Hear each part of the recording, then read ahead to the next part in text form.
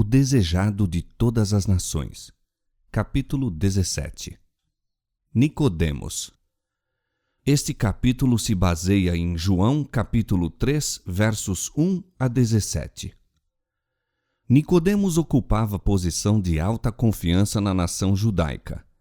Possuía esmerada educação e era dotado de talentos acima do comum, sendo igualmente membro honrado do Conselho Nacional. Fora, juntamente com outros, agitado pelos ensinos de Jesus. Se bem que rico, instruído e honrado, sentira-se estranhamente atraído pelo humilde Nazareno. As lições saídas dos lábios do Salvador o haviam impressionado grandemente e desejara conhecer mais acerca dessas maravilhosas verdades. A manifestação de autoridade por parte de Cristo na purificação do templo despertara nos sacerdotes e principais decidido ódio. Temiam o poder desse estranho. Tal ousadia da parte de um obscuro galileu não era coisa que se tolerasse. Determinaram pôr termo à sua obra. Mas nem todos concordavam com isso. Alguns havia que temiam opor-se a uma pessoa tão evidentemente dirigida pelo Espírito de Deus. Lembravam-se de como profetas haviam sido mortos por terem repreendido os pecados dos guias de Israel. Sabiam que a servidão dos judeus a um povo pagão era o resultado de sua obstinação em rejeitar as repreensões de Deus. Temiam que, conspirando contra Jesus, os sacerdotes e principais estivessem seguindo os passos de seus antepassados e trouxessem sobre a nação novas calamidades.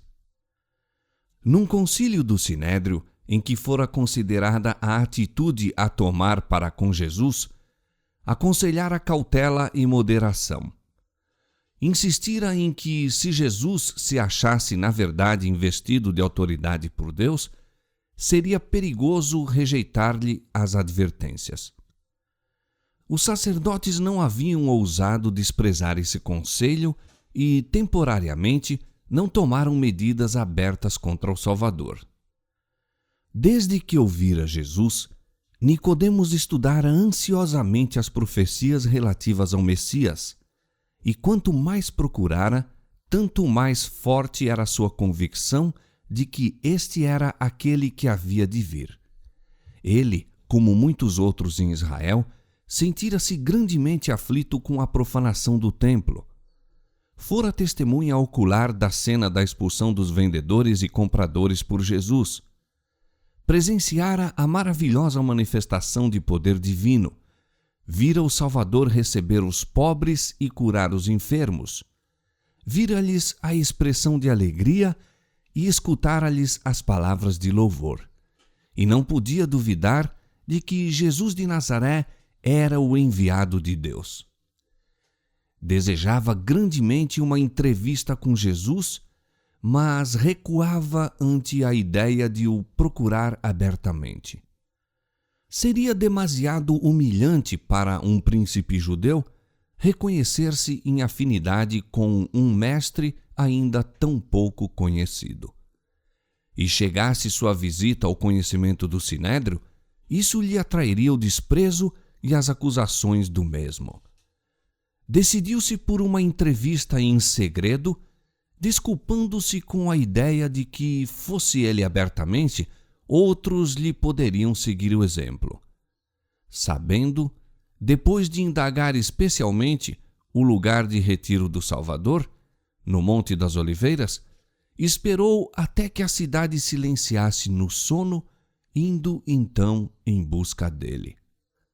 Em presença de Cristo, experimentou Nicodemos uma estranha timidez que se esforçou por ocultar sob um ar de compostura e dignidade. Rabi, disse ele, bem sabemos que és mestre vindo de Deus, porque ninguém pode fazer estes sinais que tu fazes se Deus não for com ele. Esperava, falando dos raros dons de Cristo como mestre, bem como de seu maravilhoso poder de operar milagres, preparar o terreno para a entrevista que pretendia. Suas palavras visavam exprimir e despertar confiança. Na realidade, porém, exprimiram incredulidade. Não reconheceu Jesus como o Messias, mas apenas como um mestre enviado por Deus. Em vez de agradecer essa saudação, Jesus fixou os olhos no visitante como se lhe estivesse lendo a alma. Em sua infinita sabedoria, viu diante de si um indagador da verdade. Sabia o objetivo dessa visita e, no desejo de aprofundar a convicção já existente no espírito do ouvinte, foi diretamente ao ponto, dizendo solene, mas bondosamente: Na verdade te digo que aquele que não nascer de novo não pode ver o reino de Deus. Nicodemos fora ter com o Senhor pensando em entrar com ele em discussão, mas Jesus expôs-lhe os princípios fundamentais da verdade. Disse a Nicodemos: Não é tanto de conhecimento teórico que precisas, mas de regeneração espiritual. Não necessitas satisfazer tua curiosidade, mas ter um novo coração. É mister que recebas nova vida de cima antes de te ser possível apreciar as coisas celestiais. Antes que se verifique essa mudança, tornando novas todas as coisas, nenhum salvador proveito tem para ti o discutir comigo minha autoridade ou missão. Nicodemos ouvira a pregação de João Batista quanto ao arrependimento e ao batismo, indicando ao povo aquele que havia de batizar com o Espírito Santo. Ele próprio sentira haver falta de espiritualidade entre os judeus, que em grande parte eram dominados pela hipocrisia e a mundana ambição.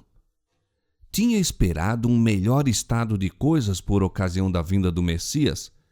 Todavia, a perscrutadora mensagem do Batista deixara de nele operar a convicção do pecado.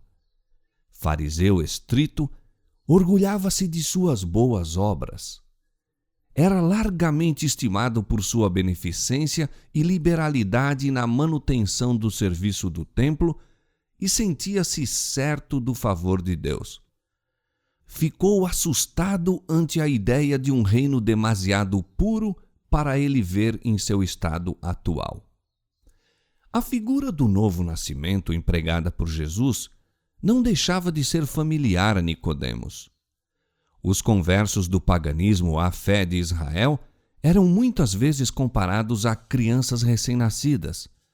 Portanto, devia ter percebido que as palavras de Cristo não se destinavam a ser tomadas em sentido literal.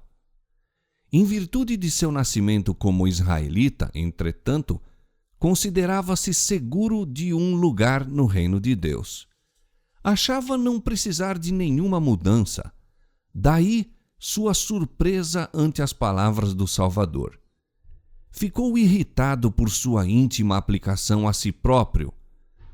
O orgulho do fariseu lutava contra o sincero desejo do pesquisador da verdade. Admirava-se de que Jesus lhe falasse da maneira por que falou, não respeitando sua posição de príncipe em Israel. Colhido de improviso, respondeu a Cristo em palavras plenas de ironia: Como pode um homem nascer sendo velho? Como muitos outros, quando uma incisiva verdade lhes fere a consciência, revelou o fato de que o homem natural não recebe as coisas que são do Espírito de Deus. Não há nele nada que corresponda às coisas espirituais, pois estas se discernem espiritualmente.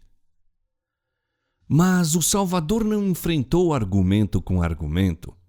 Erguendo a mão em solene e calma dignidade, acentuou a verdade com mais firmeza. Na verdade, Na verdade te digo que aquele que não nascer da água e do Espírito não pode entrar no reino de Deus.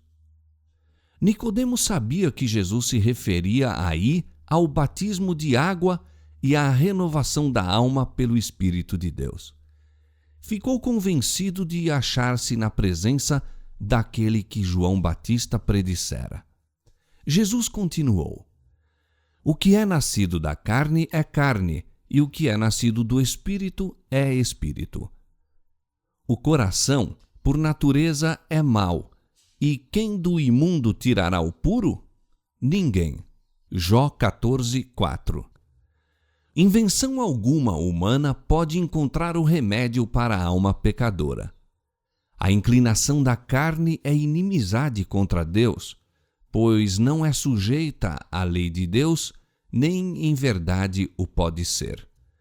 Do coração procedem os maus pensamentos, mortes, adultérios, prostituições, furtos, falsos testemunhos e blasfêmias. Romanos capítulo 8, verso 7 e Mateus capítulo 15, verso 19. A fonte do coração se deve purificar para que a corrente se possa tornar pura. Aquele que se esforça para alcançar o céu por suas próprias obras em observar a lei, está tentando o impossível. Não há segurança para uma pessoa que tenha religião meramente legal, uma forma de piedade.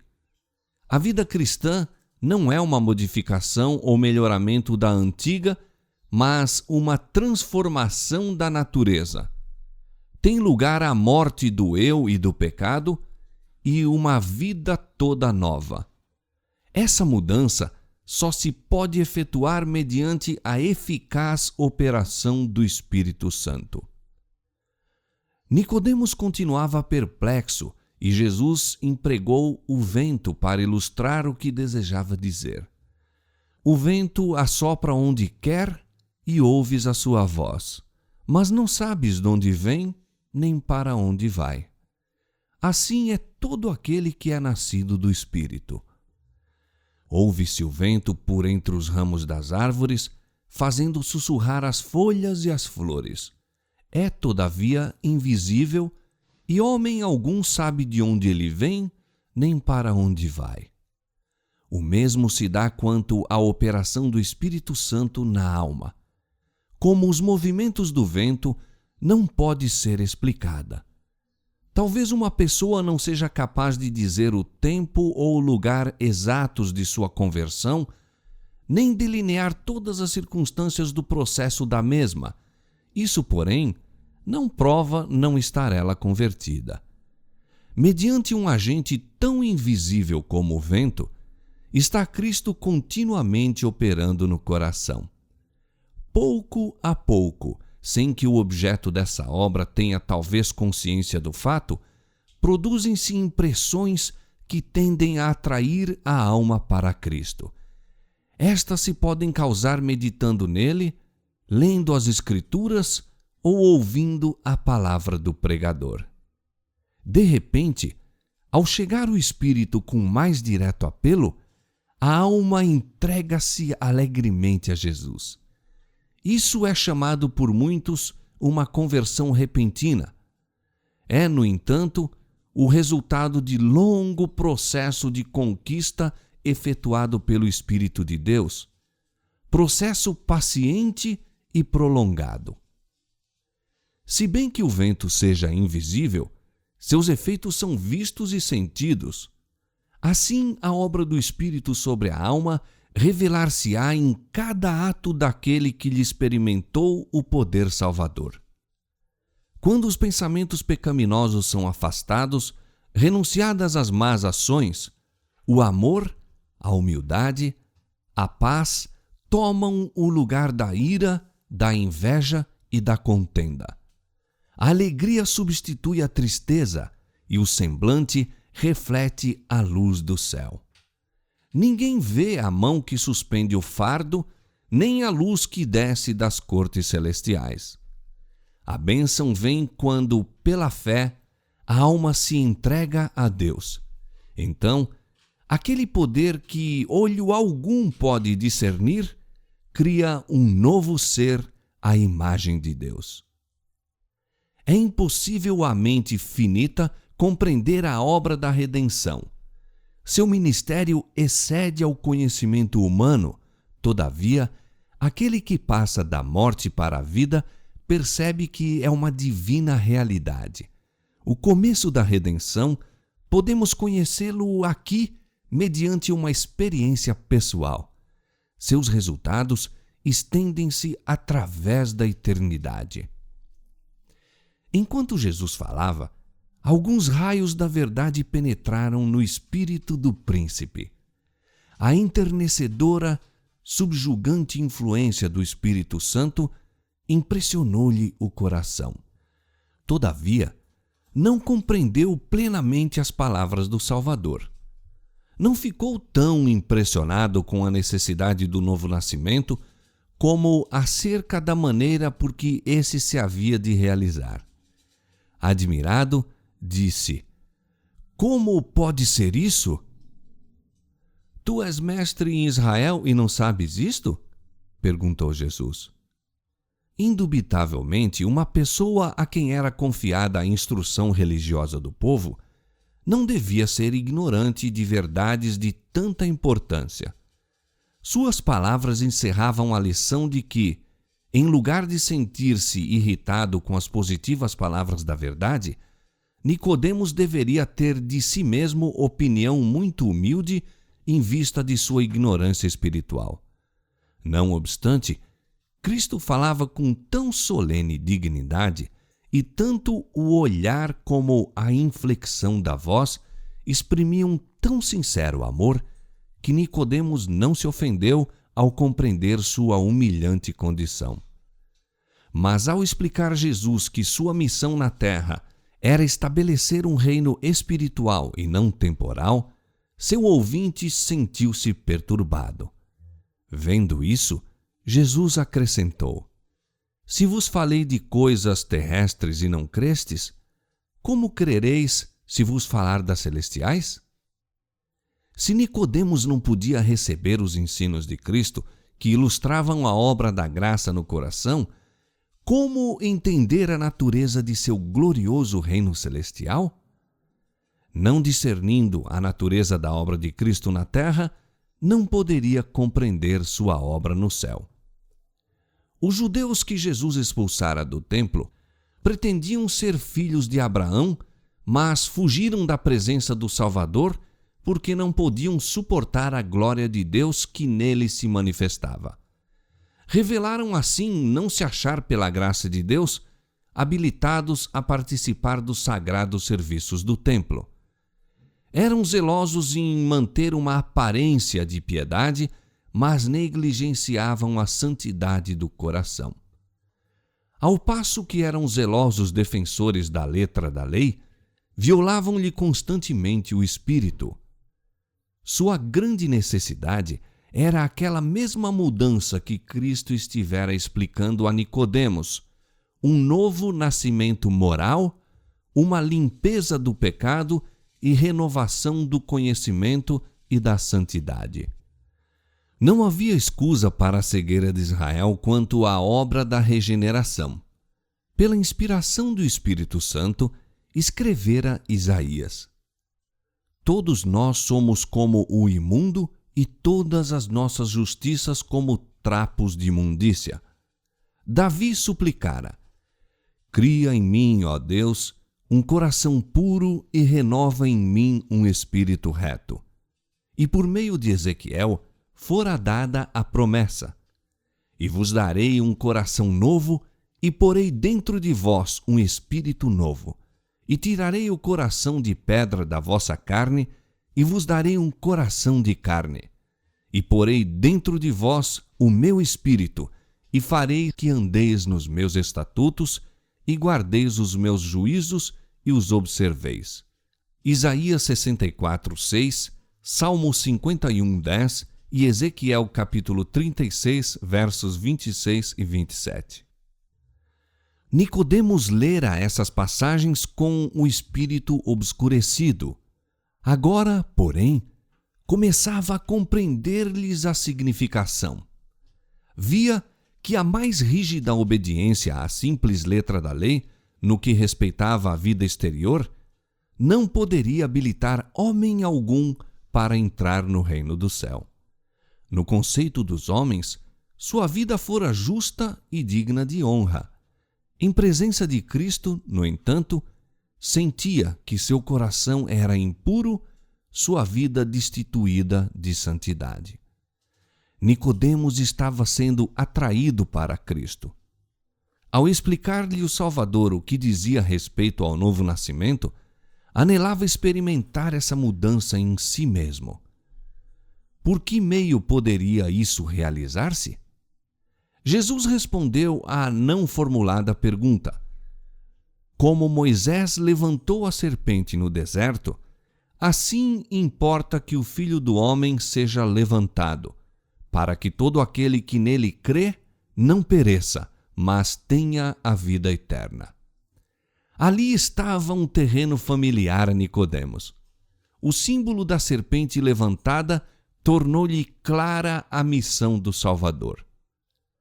Quando o povo de Israel estava perecendo da picada das serpentes ardentes, Deus instruíra Moisés para fazer uma serpente de metal e colocá-la no alto em meio da congregação. Fora então anunciado no acampamento que todos os que olhassem para a serpente viveriam. Bem sabia o povo que, em si mesma, não possuía ela poder algum para os ajudar. Era um símbolo de Cristo. Como a imagem feita à semelhança das serpentes destruidoras era erguida para a cura deles, assim alguém nascido em semelhança da carne do pecado havia de lhe ser redentor. Romanos 8:3. Muitos dos israelitas olhavam o serviço sacrificial como possuindo em si mesmo virtude para os libertar do pecado. Deus lhes desejava ensinar que esse serviço não tinha mais valor que aquela serpente de metal. Visava a dirigir-lhes o Espírito para o Salvador, fosse para a cura de suas feridas, fosse para o perdão dos pecados. Não podiam fazer por si mesmos coisa alguma senão mostrar sua fé no dom de Deus. Cumpria-lhes olhar e viver. Os que haviam sido mordidos pelas serpentes poderiam haver demorado a olhar. Poderiam ter posto em dúvida a eficácia daquele símbolo metálico. Poderiam haver pedido uma explicação científica. Nenhuma explicação lhes era dada, porém, deviam aceitar a palavra que Deus lhes dirigia através de Moisés. Recusar-se a olhar era morrer. Não é por meio de debates e discussões que a alma é iluminada. Devemos olhar e viver. Nicodemos recebeu a lição e levou-a consigo. Examinou as Escrituras de maneira nova, não para a discussão de uma teoria, mas a fim de receber vida para a alma. Começou a ver o reino de Deus ao submeter-se à direção do Espírito Santo. Milhares existem hoje em dia que necessitam da mesma verdade ensinada a Nicodemos mediante a serpente levantada. Confiam em sua obediência à lei de Deus para se recomendarem a seu favor.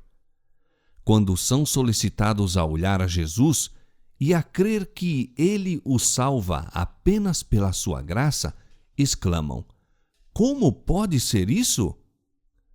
Como Nicodemos, devemos estar prontos a entrar na vida pela mesma maneira que o maior dos pecadores. Além de Cristo, nenhum outro nome há dado entre os homens pelo qual devamos ser salvos. Atos 4:12. Mediante a fé, recebemos a graça de Deus. Mas a fé não é nosso Salvador. Ela não obtém nada. É a mão que se apega a Cristo e se apodera de seus méritos, o remédio contra o pecado. E nem sequer nos podemos arrepender sem o auxílio do Espírito de Deus. Diz a Escritura de Cristo: Deus, com a sua destra, o elevou a príncipe e salvador para dar a Israel o arrependimento e remissão dos pecados. Atos 5:31. O arrependimento vem de Cristo tão seguramente como vem o perdão. Como, então, nos havemos de salvar? Como Moisés levantou a serpente no deserto, assim foi levantado o Filho do Homem, e todo aquele que tem sido enganado e mordido pela serpente pode olhar e viver. Eis o Cordeiro de Deus que tira o pecado do mundo. João 1:29. A luz que irradia da cruz revela o amor de Deus. Seu amor atrai-nos a Ele mesmo. Se não resistirmos a essa atração, seremos levados ao pé da cruz em arrependimento pelos pecados que crucificaram o Salvador. Então o Espírito de Deus, mediante a fé, produz uma nova vida na alma. Os pensamentos e desejos são postos em obediência à vontade de Cristo. O coração, o espírito, são novamente criados à imagem daquele que opera em nós para sujeitar a si mesmo todas as coisas. Então a lei de Deus é escrita na mente e no coração, e podemos dizer com Cristo: deleito-me em fazer a tua vontade, ó Deus meu. Salmo 40, verso 8. Na entrevista com Nicodemos, Jesus desdobrou o plano da salvação e sua missão no mundo. Em nenhum de seus posteriores discursos explicou tão plenamente, passo por passo, a obra necessária ao coração de todo aquele que quiser herdar o reino do céu.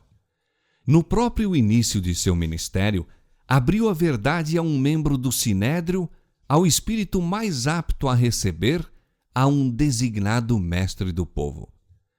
Os guias de Israel, porém, não receberam de bom grado a luz.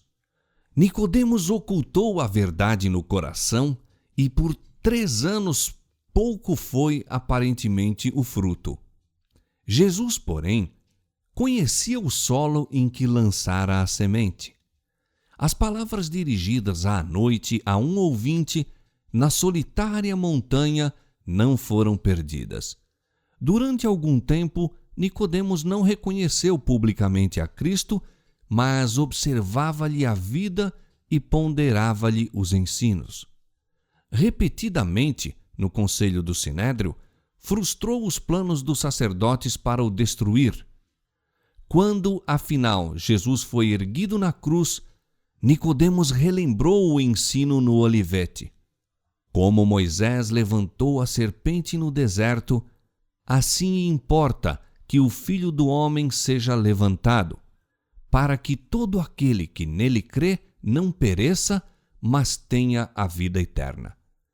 A luz daquela secreta entrevista iluminou a cruz do Calvário e Nicodemos viu em Jesus o Redentor do mundo. Depois da ascensão do Senhor, quando os discípulos foram dispersos pela perseguição, Nicodemos tomou ousadamente a dianteira. Empregou sua fortuna na manutenção da igreja infante, que os judeus haviam esperado fosse extirpada com a morte de Cristo. No tempo de perigo, aquele que tão cauteloso e duvidoso fora, mostrou-se firme como a rocha, animando a fé dos discípulos e fornecendo meios para levar avante a obra do Evangelho. Foi desdenhado e perseguido pelos que lhe haviam tributado reverência em outros tempos. Tornou-se pobre em bens deste mundo, todavia, não vacilou na fé que tivera seu início naquela conferência noturna com Jesus. Nicodemos relatou a João a história daquela entrevista e por sua pena foi ela registrada para instrução de milhões. As verdades aí ensinadas são tão importantes hoje em dia como naquela solene noite na sombria montanha, quando o príncipe judeu foi aprender com o humilde mestre da Galileia o caminho da vida.